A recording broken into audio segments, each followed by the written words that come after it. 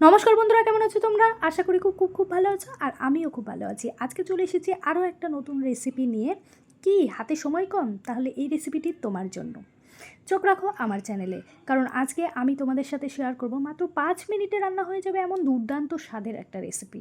তাহলে চলো শুরু করা যাক। তো দেখছো, তার জন্য আমি কেটে নিয়েছি বেশ কিছু সবজি। তো এখানে আমি অ্যাড করেছি আলু, বেগুন, পটল, তারপরে তোমার কুমড়ো শাকের যে আগার ডোগাটা হয় সেই আগার ডোগাটাও অ্যাড করে দিয়েছি, কয়েকটা কচি পাতাও অ্যাড করে দিয়েছি।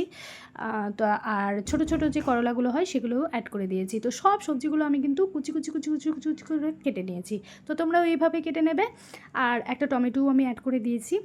তো তোমরা ওইভাবে কিন্তু অ্যাড করে নেবে। তো দেখতে পাচ্ছ সবজির মধ্যে কিন্তু আমি একটা কড়াই নিয়েছি।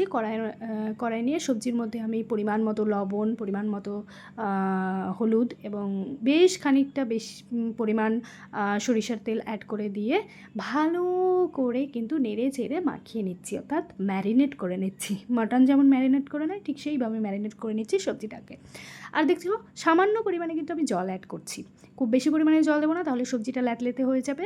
সামান্য পরিমাণে জল অ্যাড করেছি, সবজিটা কিন্তু জলে ডুবেও নি, দেখতে পাচ্ছ। আর এইটুকু জলে কিন্তু সবজিটা আমার রান্না হয়ে যাবে। তো জল অ্যাড করে দেওয়ার পরে আমি দেখেছো ঢাকনা দিয়ে ঢেকে দিয়েছি। ঢাকনা দিয়ে ঢেকে 5 মিনিট মতো রান্না করে নিলেই কিন্তু রেডি হয়ে যাবে এই দুর্দান্ত স্বাদের রেসিপিটি। তো দেখো আমি 5 মিনিট মতো রান্না করে নিয়েছি, দেখতে এরকম হয়েছে। এই পর্যায়ে আমি কিন্তু সবজিটাকে নামিয়ে নেব। তো তোমরা বাড়িতে এটা ট্রাই করবে, ট্রাই করে জানাবে কেমন খেতে হয়েছে। তো আমি কথা দিচ্ছি, যদি এই রেসিপিটি তোমরা ট্রাই করো, যারা সবজি খেতে পছন্দ করে না তারাও কিন্তু হাত চেটে পুটে এই সবজিটা খাবে। তো তোমরা বাড়িতে ট্রাই করবে। আর এখানে আমি আরেকটা কথা বলতে চাই যে তোমরা কিন্তু অনেকেই ভিডিও দেখছো কিন্তু সাবস্ক্রাইব করছো না। তো প্লিজ তোমরা একটু আমার চ্যানেলটাকে সাবস্ক্রাইব করে দিও, আর পাশে থাকা বেল আইকনটা ক্লিক করে দিও বা প্রেস করে দিও।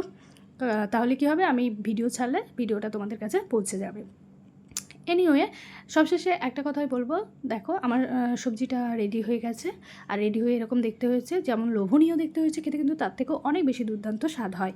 তো সবশেষে বলবো তোমরা সবাই সুস্থ থেকো, ভালো থেকো, আর আবার দেখা হবে নতুন একটা রেসিপি।